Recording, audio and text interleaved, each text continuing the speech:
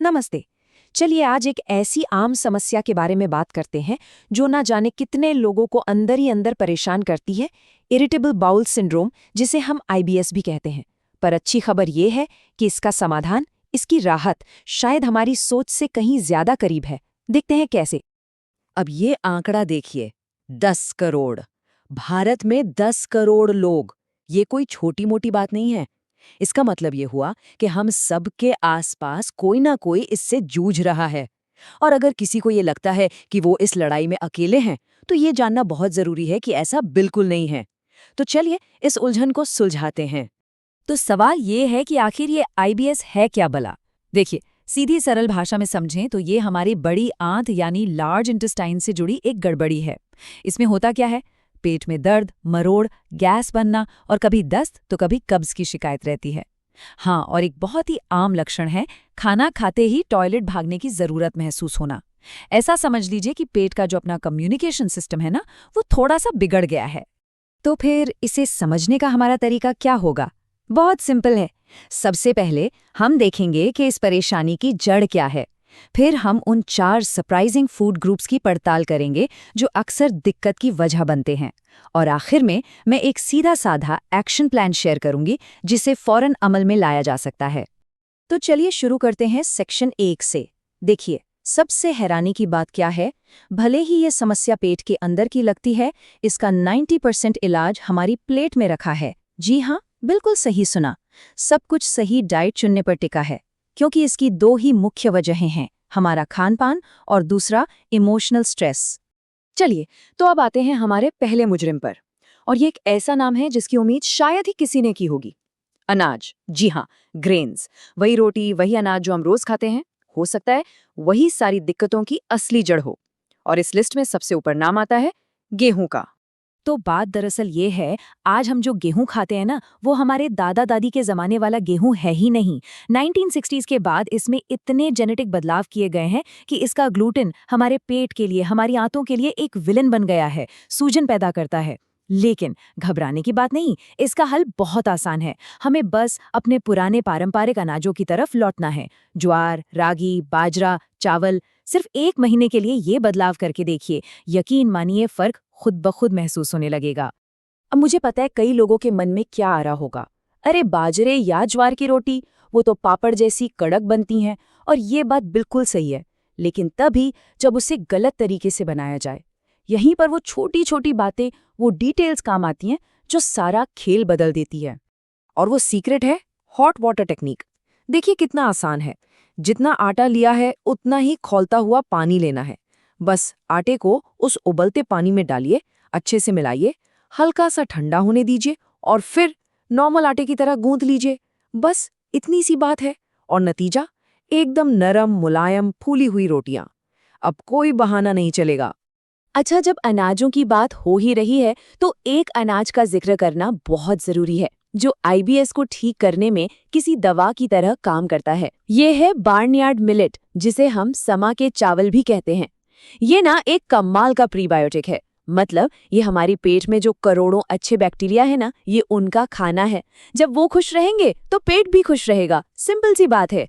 तो याद रखिए, गेहूं को कुछ समय के लिए टाटा और ज्वार, रागी और खासकर समा के चावल को हेलो।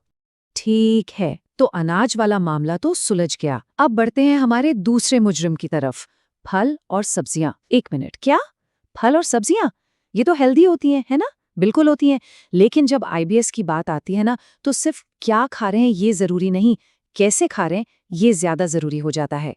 इसको ऐसे समझिए, आईबीएस में हमारी पाचन शक्ति एक धीमी, कमजोर आग की तरह हो जाती है। अब अगर इस आग पर कच्ची सब्जियों का सलाद जैसा गीला, भारी लक्कर डालेंगे तो क्या होगा? आग बुझ जाएगी, मतलब गैस और ब्लोटिंग होगी। इसकी जगह हमें इस आग को पकी हुई सब्जियों जैसा हल्का फुल्का ईंधन देना है जो आसानी से जल जाए। और फलों की बात करें तो सेब की जगह केला एक बेहतरीन ऑप्शन है, पेट के लिए बहुत ही सूदिंग होता है। और अगर सबूत की जरूरत हो तो जरा इस स्टडी के नतीजों पर गौर कीजिए। जब आईबीएस से परेशान लोगों ने रोज सिर्फ 1 या 2 केले खाना शुरू किया तो उनके लक्षणों में 76% तक की कमी देखी गई। 76%! ये कमाल का नतीजा है। और केले की खास बात यह है कि ये कब्ज और दस्त दोनों ही सूरतों में फायदा करता है। अच्छा, नट्स का क्या करें? खा सकते हैं, लेकिन फिर से वही बात, डिटेल्स पर ध्यान देना होगा। उन्हें हमेशा भिगोकर या फिर हल्का सा भूनकर ही खाना है। क्यों? ताकि उनके एंटी न्यूट्रिएंट्स निकल जाएं, और मात्रा बहुत कम, जैसे 4-5 भीगे हुए बादाम या 7-8 काजू। और सबसे ज़रूरी बात, खाने के बाद ये देखना कि शरीर कैसा महसूस कर रहा है, उसे सुनना बहुत ज़रूरी है। चलिए अब आते हैं तीसरे मुजरिम पर। ये प्रोटीन का खजाना है, लेकिन एक दो-धारी तलवार भी साबित हो सकते हैं। मैं बात कर रही हूँ दालों की। आइए देखते हैं कि कौन सी दाल दोस्त है और कौन सी दुश्मन, खासकर जब पेट सेंसिटिव हो। तो हाँ, अपने प्यारे राजमा चावल को कुछ दिनों के लिए भूलना होगा। राजमा, उड़द, चना दाल ये सब पचाने में बहुत भारी होती हैं। इनकी जगह हरी मूंग दाल को अपना सबसे अच्छा दोस्त बना लीजिए। ये सबसे हल्की, सबसे आसानी से पचने वाली और पेट को आराम देने वाली दाल है। पेट को वाकई में बहुत सुकून मिलेगा। तो भाई, इस हरी मूंग दाल में ऐसा क्या जादू है? देखिए, आयुर्वेद कहता है कि ये त्रिदोषिक है। आसान शब्दों में इसका मतलब है कि ये हर तरह की बॉडी टाइप को सूट करती है। ये हल्की है, कूलिंग इफेक्ट देती है, और सबसे बड़ी बात, ये आंतों की दीवारों पर जो सूजन होती है ना, उसे कम करने में मदद करती है। सच में ये एक सुपर हीरो दाल है। और अब बारी है हमारे आखिरी और शायद सबसे कंट्रोवर्शियल मुजरिम की, डेयरी। कई लोगों के लिए सिर्फ दूध और दूध से बनी चीजें छोड़ देना ही उनके लक्षणों में जमीन आसमान का फर्क ला सकता है। समझते हैं क्यों? देखिए, प्रॉब्लम शायद दूध में उतनी नहीं है जितनी दूध के सोर्स में है। आजकल बाजार में जो ज़्यादातर दूध मिलता है वो विदेशी नस्ल की गायों का होता है। हमारा शरीर, हमारा सिस्टम उसे पचाने के लिए बना ही नहीं है। लेकिन हाँ, एक डेयरी प्रोडक्ट है जो लिया जा सकता है, बल्कि लेना चाहिए। वो है पारंपरिक छाछ, यानी बटर मिल्क। ये प्रोबायोटिक्स का खजाना है और डाइजेशन में मदद करता है। ये बदलाव बहुत सीधा सा है। देसी गायों से हम विदेशी नस्लों पर शिफ्ट हो गए, और जैसे जैसे ये बदलाव आया, वैसे वैसे दूध से जुड़ी पाचन की समस्याएं आसमान छूने लगी। ये सिर्फ एक इत्तेफाक नहीं है। चलिए, तो हमने सारे मुजरिमों की पहचान कर ली। अब आते हैं सबसे ज़रूरी हिस्से पर, एक्शन प्लान पर। इन सारी जानकारियों को एक साथ मिलाकर एक ऐसा रोज़ का रूटीन बनाते हैं जिसे आज से ही शुरू किया जा सकता है। तो एक IBS फ्रेंडली दिन कुछ ऐसा दिख सकता है। गौर कीजिए दिन की शुरुआत कैसे हो रही है। केले के साथ, ताकि पाचन तंत्र दिन के लिए तैयार हो जाए। ब्रेकफास्ट और लंच में मिलेट्स पर जोर है ताकि एनर्जी बनी रहे। और सबसे ज़रूरी, रात का खाना एकदम हल्का है, जैसे कोई सूप या खिचड़ी, ताकि रात भर डाइजेस्टिव सिस्टम को आराम मिले, हील होने का मौका मिले। सारा खेल बैलेंस का है। और अगर इस पूरी हीलिंग प्रोसेस को एक बूस्ट देना है तो आयुर्वेद में एक कमाल की चीज़ है जो शानदार काम करती है, बिल्वसाव।